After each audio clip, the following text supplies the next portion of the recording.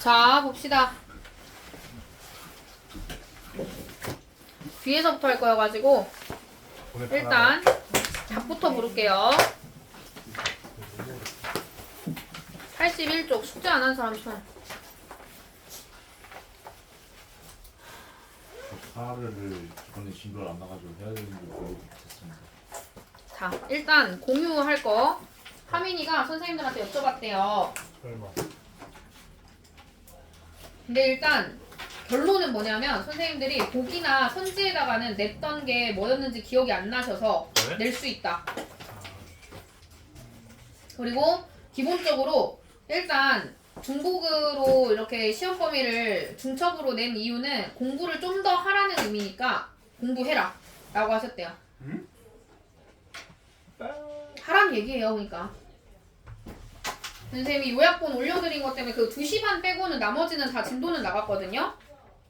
메타? 그래서 알고 계시면 되고요. 그 다음에 답 부르도록 할게요. 80쪽부터 81쪽 1번에 3번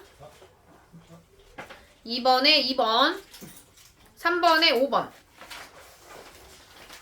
82쪽 넘어가서 4번에 5번 5번에 3번 6번에 5번 83쪽으로 가서 7번에 5번 8번에 2번 9번에 2번 10번에 4번 진화유도기술 86쪽으로 가서 1번에 1번 2번에 4번 3번에 2번 4번에 1번 5번에 4번 88쪽 6번에 1번 7번에 5번 8번에 5번 9번에 3번 10번에 4번 90쪽 11번에 2번 12번에 5번 13번에 4번 14번에 4번 15번에 1번 92쪽 16번에 3번 17번에 4번 18번에 5번 19번에 2번 20번에 1번입니다. 그 다음에 96쪽으로 넘어갈게요. 혐오 표현 96쪽 1번에 4번 2번에 3번 3번에 1번 4번에 3번 5번에 3번 6번에 5번 넘어가서 7번에 1번 8번에 1번 9번에 5번 10번에 1번 11번에 5번 넘어가서 100쪽에 12번에 5번 13번도 5번 14번에 3번 15번에 4번 16번에 5번 왜 채점 안 하냐? 모르겠어. 안 풀었다는 소리야? 여기 한 4문제 모르겠어. 쟤 뭔 개소리야. 그럼 숙제 안 했다고 했을 때 손을 들었어야 되는 거 아니야? 감사합니다. 103페이지 17번에 1번 18번에 3번 19번에 3번이고요. 넘어가서 105쪽 필립스 1번에 3번 2번에 4번 3번에 3번 4번에 3번 5번에 5번 6번에 3번 7번에 1번 8번에 2번 108페이지부터는 관련되어 있는 개념이 들어간 지문들만 있었습니다. 9번에 4번 10번에 5번 11번에 5번 12번에 3번 13번에 4번 14번에 5번 15번에 3번 16번에 1번은 O 2번은 X 111쪽 17번에 5번 18번에 4번 19번에 4번 넌 또 왜 채점 안 하냐? 못해가지고. 그럼 답도 안 쓸래? 영원히 안 풀려는 속셈이네. 나중에 풀려고. 20번에 4번. 그때 답은 누구한테 받게? 자, 114쪽. 1번에 3번. 2번에 2번. 3번에 5번. 4번에 1번. 5번에 2번. 이건 답 체크하지 말고 안 푼 사람들은 딴 데다 써야 되지 않겠냐.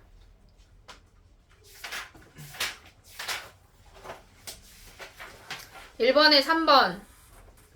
2번에 2번, 3번에 5번, 4번에 1번, 5번에 2번, 6번에 4번, 7번에 3번, 8번에 5번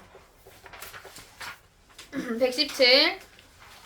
쪽 가서 9번에 2번, 10번에 1번, 11번에 4번, 12번에 2번 넘어가서 118쪽 13번에 3번, 14번에 1번, 15번에 5번 16번은 과거에 대한 사실, 역사상의 사실, 역사적 사실 이렇게 3개고요. 17번 기억의 이유, 자신의 관점과 문제의식에 따라 특정 사실의 역사적 중요성을 부여하기 때문이에요. 빈칸에 들어갈 말. 네, 한 번만 더.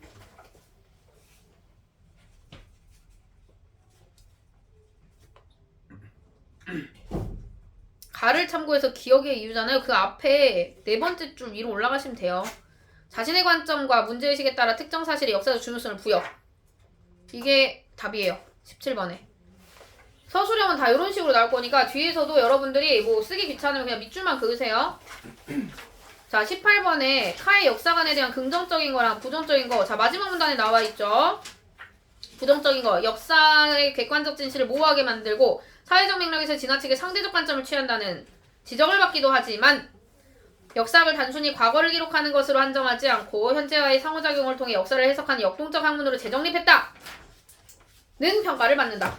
긍정적 평가죠.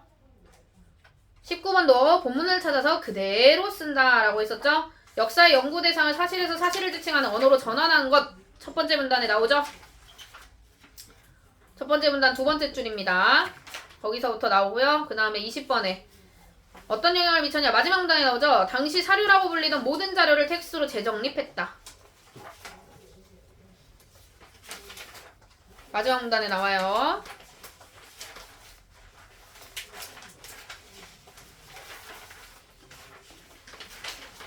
마지막 문단 말고 마지막 문단 바로 위쪽에 나와요. 자, 이렇게 보시면 되고 그 다음에 40페이지 앞에 행정기본법 해설서로 갈게요. 앞부분 40페이지. 여기도 했던 거고 다음 주 첫 번째 지문까지는 우리 중간고사 범위였던 애들이거든요.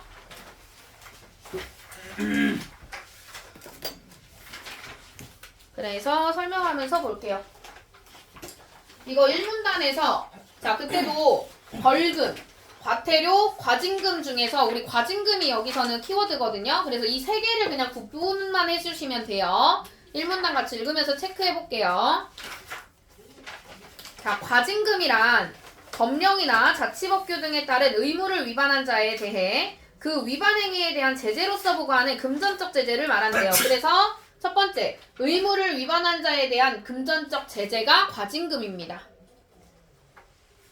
이거는 쓸 곳이 마땅치 않은데 41쪽 밑에를 선생님이 좀 많이 비워놨거든요. 거기다가 필기하실 분 필기하세요.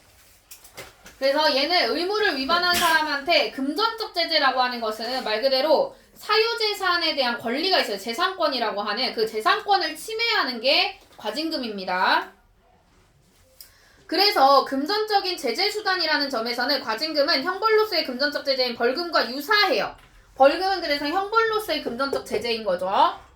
근데 앞에 목적이 달라요. 얘는 형벌을 주려고 돈을 내라고 하는 거거든요. 벌로서 돈을 내라 이건데 얘는 행정에서 얘기하는 거예요. 그래서 사법기관에서 부과하는 벌금과는 다르게 행정청에서 부과하는 행정적 제재라는 점에서 벌금과는 구별된대요. 즉 목적이 벌 주려고 주는 게 아니에요. 벌 주려고 과징금 내세요 하는 게 아니라는 거야. 행정적인 일을 안 했으니까 돈 주세요예요. 오케이? 자, 이때 그리고 과태료라는 건 경미한 행정법규 안의 위반에 대해 부과하거나 경미한 형사사범을 범죄자로 안 만들려고 부과하는 거죠. 즉, 두 가지 경우가 있어요. 경미한 행정법규를 위반했거나 경미한 형사사범일 때. 예를 들면 자, 우리가 무단횡단했다고 벌금 내라고 해버리면 이 사람한테 빨간 줄이 가거든요. 아니면은 뭐 길에다가 오줌 한 번 쌌다고 노상방뇨 한 번 했다고 만약에 벌금을 부과해. 그럼 범죄자가 돼버려 바로. 그죠? 그걸 이렇게 과태료라고 하는 제도를 통해서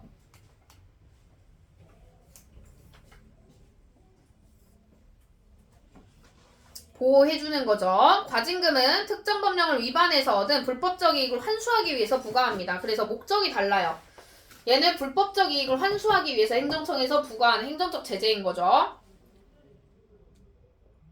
그래서 또한 경미한 형사사범에게 부과하는 과태료의 경우에 요 경우에 경미한 형사사범을 방지하기 위해서 하는 경우에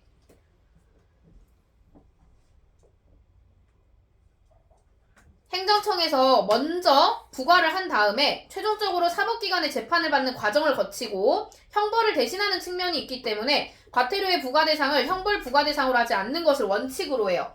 행정청 부과 후에 사법기관 재판이 또 일어나요. 그래서 형벌을 대신해서 그냥 행정청에서 대신해서 부과해 주는 건데 원칙은 그래서 과태료 부과가 됐어요. 그러면 이 사람을 벌을 또 따로 주는 건 안 돼요.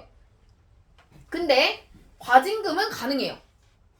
하지만 과징금은 목적과 성격이 형벌과 다르기 때문에 즉 형벌적인 성격이 없으므로 형벌과 별도로 부과가 가능하고요. 동일한 위반행위에 대해 형벌과 별도로 부과가 가능하고 위반행위자에 대한 행정처분에 불복할 때는 행정소송도 제기가 가능해요. 행정처한테 소송을 하면 되는 거죠. 말 그대로. 오케이? 여기까지가 정리 1문단.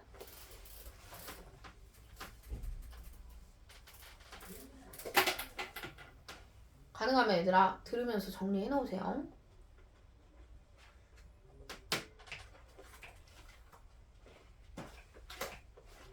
원래 요약을 안 하시나요?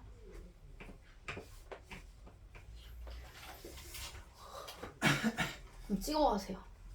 네.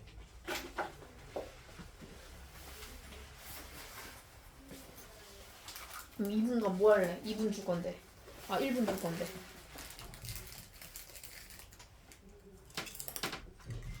찍으면 안 되겠죠? 응? 지금 찍으면 안 되겠죠? 이따 찍으세요. 뭐 찍은 거 올려드릴까요? 네. 뭐 필기는 할 거예요? 네.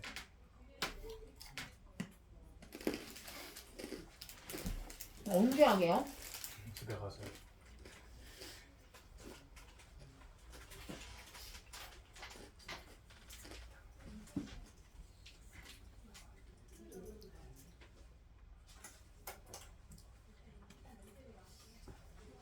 자, 1문단이 제일 중요하다 그랬다. 요거 3개 구분하라고. 이게 만약에 출제되면 이거 무조건 문제 나와요. 자, 2문단. 2문단에서는 과징금 유형을 살핀 다음에 그중에 경제적 이익 환수 과징금에 대한 설명이 나와요. 현행법상에서 과징금 제도는 여러 가지 유형으로 규정되어 있지만 큰 범주에서 그 유형을 경제적 이익 환수 과징금, 영업정지 대체 과징금 등으로 나눌 수 있어요. 그 중에서도 먼저 경제적 이익 환수의 과징금, 요게 키워드죠? 1번이죠. 불법 행위로 얻어진 경제적 이익을 환수하기 위한 제도입니다. 위반 행위에 대한 제재로서의 성격과 부당 또는 불법적 이익을 환수하거나 박탈한다는 경제적 성격을 함께 가지고 있어요. 즉, 얘는 불법 행위로 얻어진 경제적 이익을 환수하려는 목적이기 때문에 위반 행위에 대해서 제재할 거야 라는 의미도 있지만 경제적으로 제재할 거야 라는 의미가 있다라는 거예요. 돈을 뺏을 거야 이 의미인 거야. 하지만 전자의 성격, 앞에 거 제재적인 성격이다 라고 하는 것은 모든 제재 처분이 갖는 공통점이죠. 즉 과태료가 됐든 벌금이 됐든 다 이 제재 성격은 있다라는 거죠. 근데 본래적인 특징 자체, 얘만의 특징은 이 두 번째, 이 경제적 성격에 있다. 이게 본래적 특성이어서 얘를 본래적 의미의 과징금이라고 부르겠다. 이거예요. 이 유형의 과징금은 불법적 이익의 환수를 목적으로 한 기존의 몰수나 추징 제도가 복잡한 형사 절차로 인해서 집행 과정에 어려움이 많다라는 점을 고려해서 환수 절차의 효율성을 높이려고 행정청에서 하기로 했다 이거예요. 환수 절차 효율성을 위해 도입되었다. 이게 목적이죠. 자, 3문단. 자, 3문단은 2번 영업정지 대체과징금을 설명을 할 건데 그러려면 영업정지가 뭔지부터 설명이 돼야 되겠죠. 그래서 먼저 영업정지 처분이라고 하는 것은 이거예요. 영업정지 처분은 영업 전부 또는 이 일부를 정지하는 행정처분입니다. 행정청은 영업허가 등의 수익적인 행정행위를 집행한 뒤에 영업정지라고 하는 강력한 제재수단을 통해 행정상의 의무를 위반한 영업자를 관리하고 제재해요. 즉 영업에 전체 또는 일부를 정지하는 건데 예를 들면 의무를 위반한 게 뭐가 있냐면 우리 술을 팔 때 주류를 파는 매점 그런 곳에서는 무조건 의무가 뭐가 있니 얘들아? 신문증. 그렇지 신분증 확인해야 되죠. 뭐 담배나 이런 거 살 때. 근데 만약에 어떤 친구가 가서 그냥 사버렸어. 근데 알고 보니 미성년자야. 그러면 행정청이 나서서 정지하죠. 영업정지 처분 내리죠. 그죠? 그거에 해당돼요. 그때 행정상의 의무를 위반한 자에 대한 제재로서의 성격이 강한 거죠. 오케이?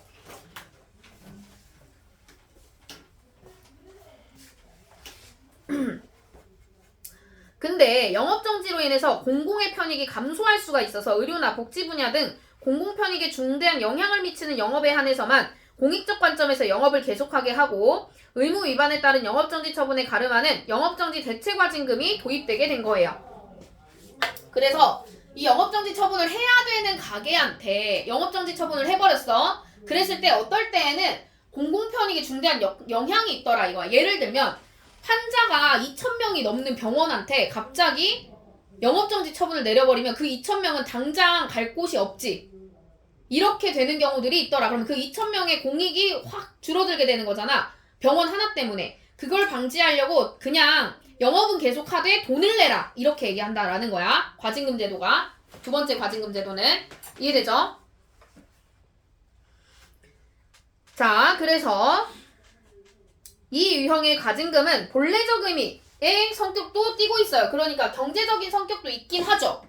근데 그 경제적 이익보다는 영업정지 처분을 가름해서 부과한다라는 게 포인트죠. 영업정지 때 너네가 얻게 되는 이익을 어느 정도 내가 산출을 한 다음에 그만큼만 돈을 내라. 영업정지랑 비슷하게 이거예요. 얘가 예를 들어 일주일간 영업정지를 해라 라고 명령을 할 거였잖아. 그러면 일주일 동안 얘네가 얼마를 벌어들일지를 계산한 다음에 그만큼을 과징금으로 받는 거예요.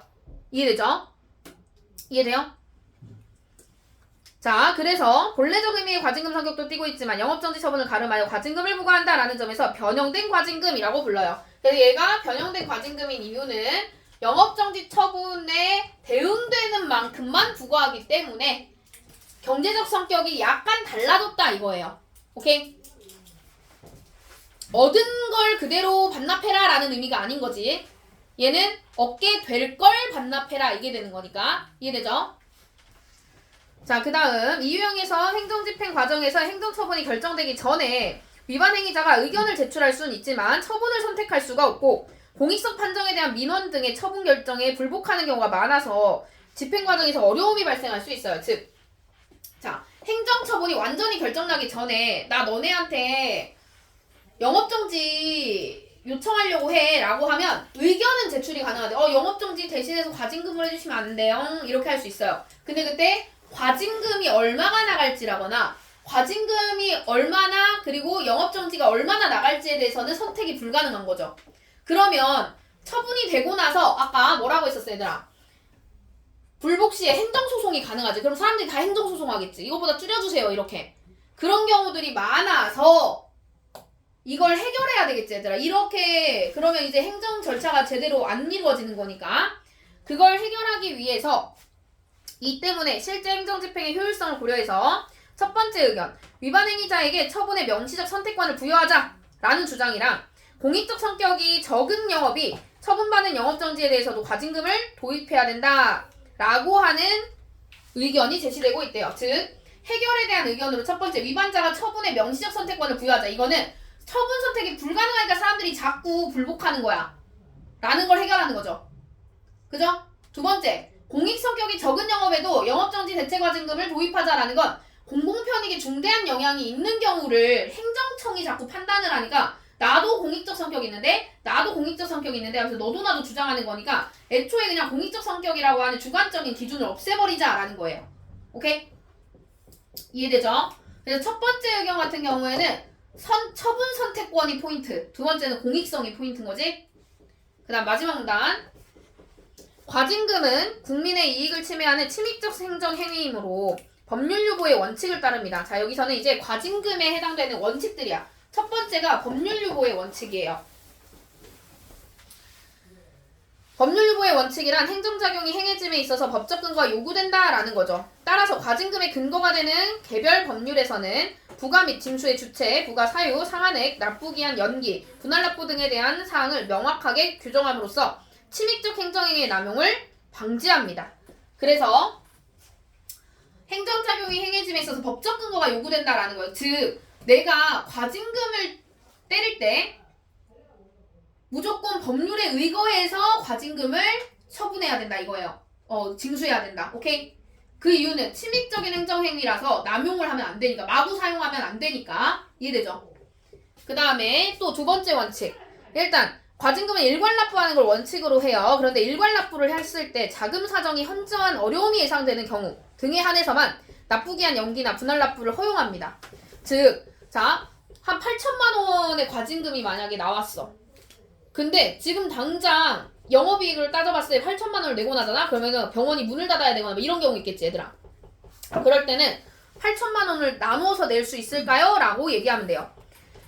어떻게 얘기하면 되냐? 과징금 납부 의무자가 기한연기나 분할납부를 하려 할 때에는 납부기한의 10일 전까지 문서를 통해 행정청에 직접 신청하면 되겠죠. 과징금 제도는 이러한 법률 요구의 원칙을 통해서 행정집행 과정에서의 국민의 권익이 과도하게 침해되는 걸 방지하고 있대요. 자, 62번부터 65번까지 풀어보고 요것도 정리하실 분은 지금 정리하세요. 시간 조금 더 드릴게요.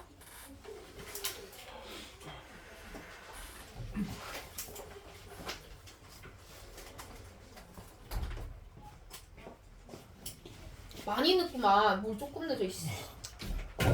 테스트를 봐가지고 테스트는 잘 보지 그랬어요. 잘 봤어요. 테스트를 오늘 갑자기 뭐 범위도 안 알려주고 갑자기 그랬냐? 아니면 앞에 타임 오면 되는데? 수학학원 테스트가요? 내가 네 수학학원 어떻게 알고 사정을 다 봐주니 애기야.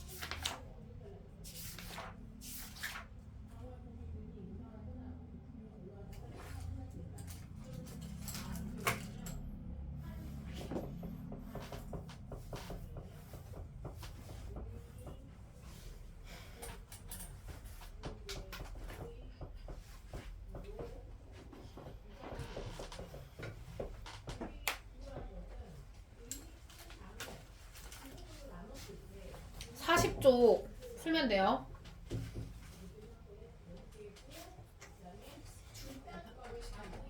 약속 있다고 걸러온 것 같은데.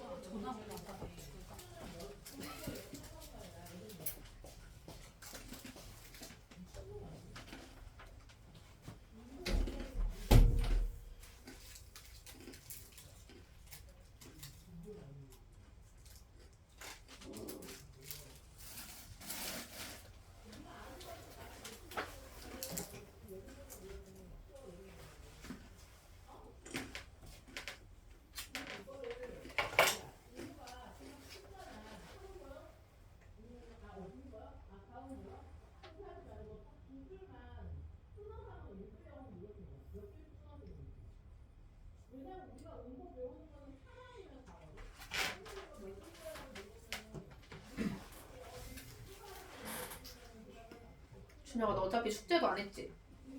무슨 숙제요? 저 숙제 앞에 거 120쪽까지. 헐.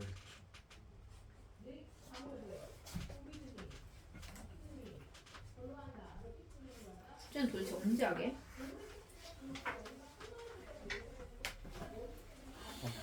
시험 끝나고 해. 시험 끝나고 한번 검사할 테니까.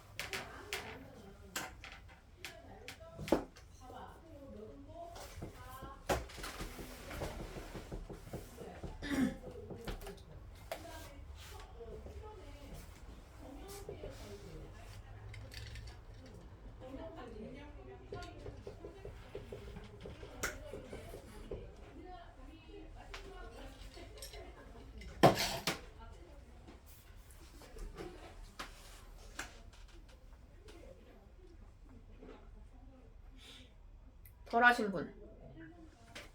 다음 얘기하세요.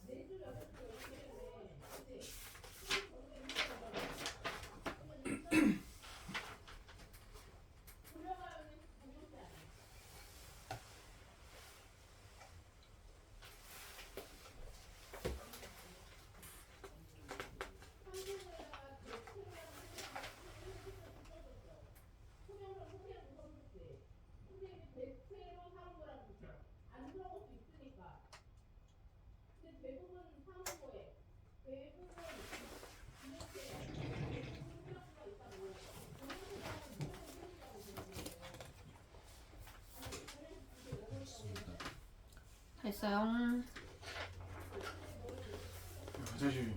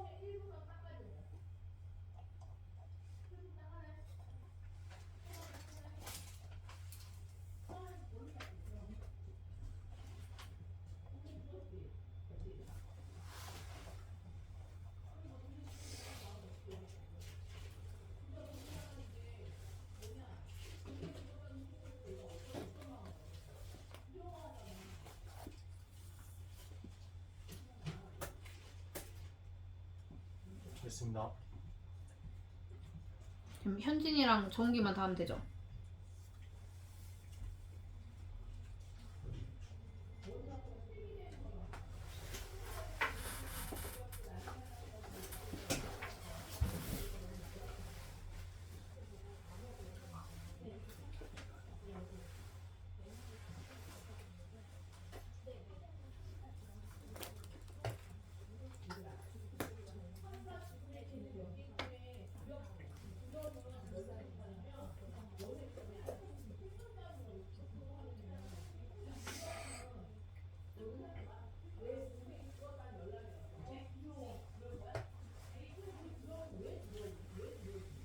됐습니다. 네, 봅시다. 62번의 답은요, 준혁이? 2번. 2번이죠. 1번부터 X 쳐보도록 할게요. 벌금에다 X 해주셔야 돼요. 행정청은 동일한 위반 행위에 대해서 벌금과 과징금 모두 부과할 수 있다. 벌금, 벌자 들어가면 무조건 사법기관입니다. 그 다음에 3번에 행정청은 특정 법령을 위반하여 얻은 불법적 이익을 환수하기 위해서 과태료를 부과하는 게 아니라 과징금을 부과하죠. 과태료의 X 과징금으로 바꿔주시고요. 4번에 행정청은 경미한 행정법규를 위반한 행위자에게 그 다음에 X죠. 형벌로서의 금전적 제재 X. 형벌로서가 틀렸죠. 형벌 들어가면 무조건 사법부예요. 사법기관에서 하는 거죠. 5번에 행정청은 과징금의 목적이 형벌과 동일하지 않아요. X. 동일하기 때문에 X.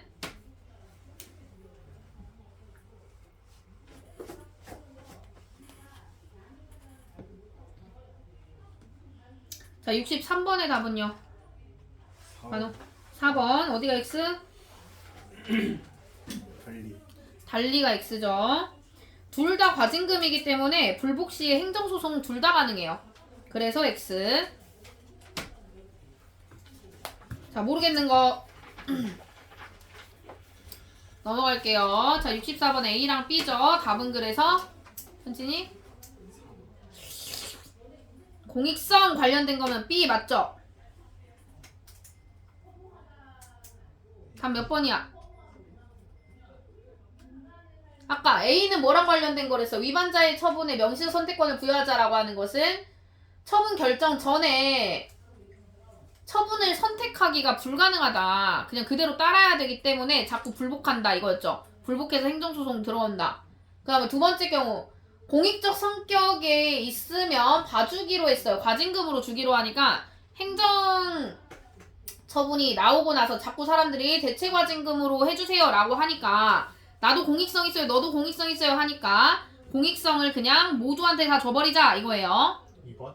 그래서 2번이죠. A가 아니라 B죠. 공익성 관련된 건 B니까 A랑 관련이 없죠. 오케이? 이해돼요?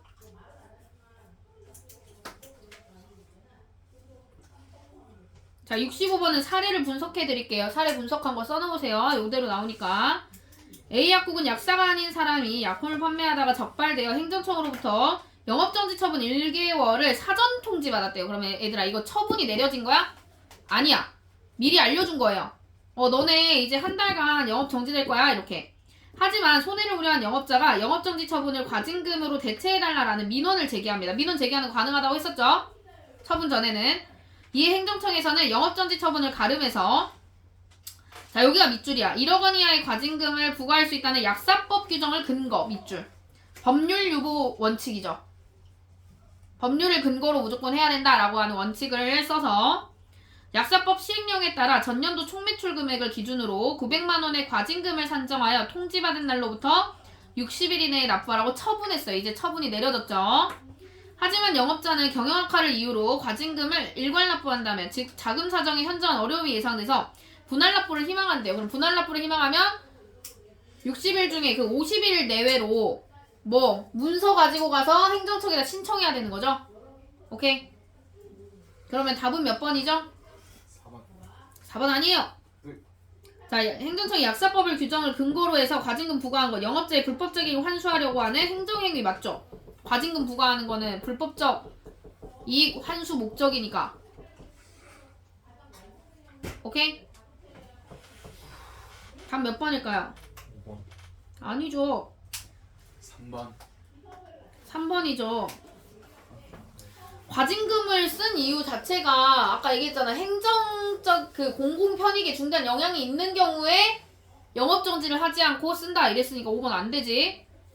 3번에 민원을 수용했기 때문에 한 게 아니라 경영악화에 따른 경제적 손해를 근거로 900만 원의 과징금을 산정한 이유는 법에 근거한 거지 얘들아. 법률 유보의 원칙 때문에 약사법 규정을 근거로 해서. 오케이? 약사법 시행령이라 약사법을 근거로 하는 거야. 됐어요? 자, 모르겠는 것도 괜찮아요? 그럼 앞으로 또 넘어와서 37쪽으로 갈 건데 이건 얘들아 가번만 시험 범위고 나번이 시험 범위가 아니에요.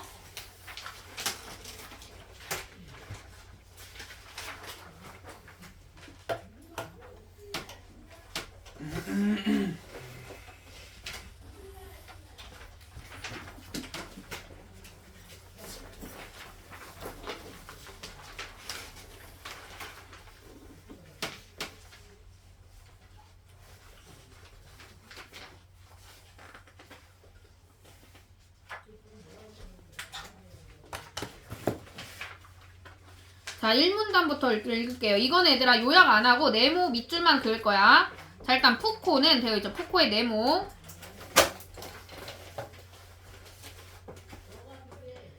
개인과 권력의 관계를 고찰하여 권력의 본질은 소유할 수 있는 특권이 아니라 지배를 위한 기술이라는 관점을 제시했대요.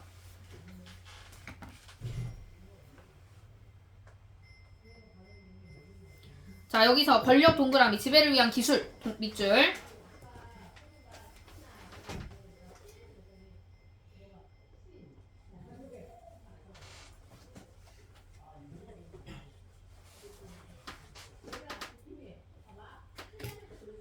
자, 그는 주권 권력, 규율 권력, 생명 권력이라는 개념을 통해 그 다음에 꺽쇠해 놓을게. 권력 양상이 달라지는 과정. 요게 꺽쇠. 그래서 1, 2, 3번 순서대로 권력이 만들어졌다 이렇게 보면 돼요. 알겠죠? 권력의 양상이 변화해 갔다. 자, 그럼 이 문단. 자, 고대부터 존재한 그 다음에 16세기, 17세기 이렇게 나올 거여가지고요. 여기에서 포인트는 통시적 관점이다. 이게 포인트야. 통시적인 관점에서 전개돼요. 주권 권력이 1번. 주권 권력은 뭐 동그라미든 1번이든 이렇게 체크해주세요.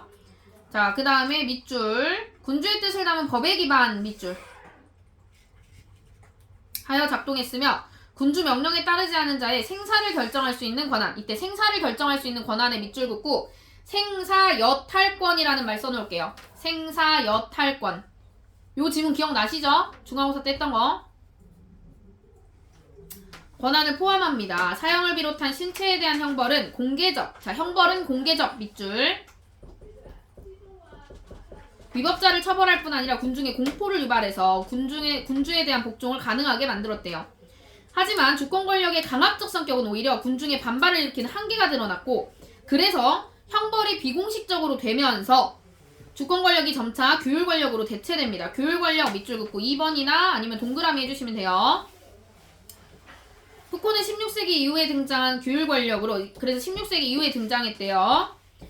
이내 개인이 규율이라는 그 다음 밑줄, 외부의 통제를 점차 내면화하여 타인의 감시가 없어서 스스로를 통제하게 되었다. 밑줄. 즉 예전에는 겉으로 드러나는 두려움 때문에 법을 지켰다면 이제는 나 스스로 법을 지켜야 돼 라고 하면서 스스로 내면화해버리는 거예요. 나는 법을 잘 지키는 사람이야 라고 내면화해버리는 거죠. 법 자체를.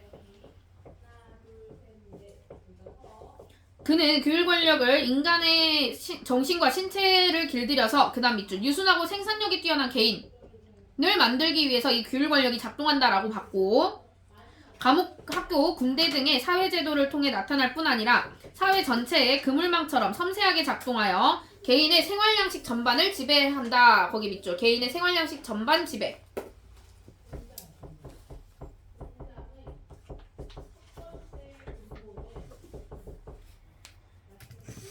자, 그 다음에 3문단. 17세기 이후에 근대국가의 형성과 산업혁명이라는 정치, 경제적 변화가 진행되자 인구가 국가 역량의 중요 요소로 부각됩니다. 따라서 국가가 인간 생명에 관련된 문제의 개입 밑줄. 국가가 인간 생명에 관련된 문제의 개입. 이게 포인트. 생명 권력이라고 불러요, 이걸. 출생률, 사망률, 수명, 건강상태, 질병 등을 직접 관리하게 되는데 이렇게 작동하는 권력을 생명 권력이라고 해요. 생명 권력이 3번 또는 동그라미 해주시면 되고, 안정된 인구를 확보하고 조절하기 위해서는 인간이라는 종이 지니는 생물학적 특성과 질병에 대해 알고 위험 요소에 대비하는 게 필요한데, 그는 생물학과 의학의 발전이 이를 어느 정도 가능하게 했다라고 봐요. 즉 배경이 되었다 이거죠. 생명 권력이 작동하는데 배경이 된 게 생물학과 의학의 발전이었다. 그 다음 푸코는 그 다음에 여기가 또 중요한 내용이야. 네모를 하거나 동그라미 해주세요. 규율 권력 플러스 생명 권력이에요. 규율 권력과 생명 권력이라고 하는 게 같이 작동하면서 그 다음 밑줄 개인을 통제하고 인구를 안정적으로 조절할 수 있게 되었고, 국가가 그 다음 밑줄 순종적이고 생산적인 노동력을 확보하게 되었다. 두 번째, 이는 자본주의 발전에 중요한 역할을 했다. 세 번째, 그래서 규율 권력과 생명 권력의 작동이 국가에 작용한 영향이에요. 이 세 가지가. 자, 그 다음 마지막 문단. 또한 푸코는 사람들이 일반적으로 생각하는 주체성이라는 게 권력의 작동으로 인해 구성된 결과물로 봤습니다. 즉 권력이 작동하는 방식이 개인을 최대한 통제하려는 방식에서 점차 최소한의 권력만 관여하여 개인의 욕망과 방임을 허용하는 방향으로 나아갔고 그 결과 개인은 스스로를 주체성을 가진 자율적인 존재라고 생각하게 되었대요. 그러나 푸코는 주체성에 대한 이러한 생각이 허구라고 봅니다. 왜냐? 그에 따르면 진정한 주체성 동그라미하고 권력에 대한 저항을 통해 획득 밑줄 할 수 있는데 이때 저항은 권력에 대해 새롭게 사유하고 모순을 찾아 예속되지 않으려는 자세 밑줄 권력에 대해 새롭게 사유하고 모순을 찾아 예속되지 않으려는 자세. 그럼 얘들아 지금 우리가 알고 있는 주체성은 그럼 뭔 거야 얘들아? 예속되어 있는 주체성이기 때문에 진정한 의미의 주체성이 아니라는 거죠. 푸코는 이러한 저항을 통해 개인이 새로운 방식으로 자신을 생성할 수 있을 때 진정한 주체성을 획득할 수 있다고 강조합니다. 자 뒷장으로 가가지고요. 이거는 골라서 풀 거거든 얘들아. 자 57번에 1, 2번 OX 해주시고요. 58번은 그대로 문제를 풀어주시면 되고요. 59번은 기억 부분만 OX를 해보세요. 기억에 해당되는 것만 OX. 60번도 1, 2번만 풀어주시면 돼요. 뭐였어요? 네. 네.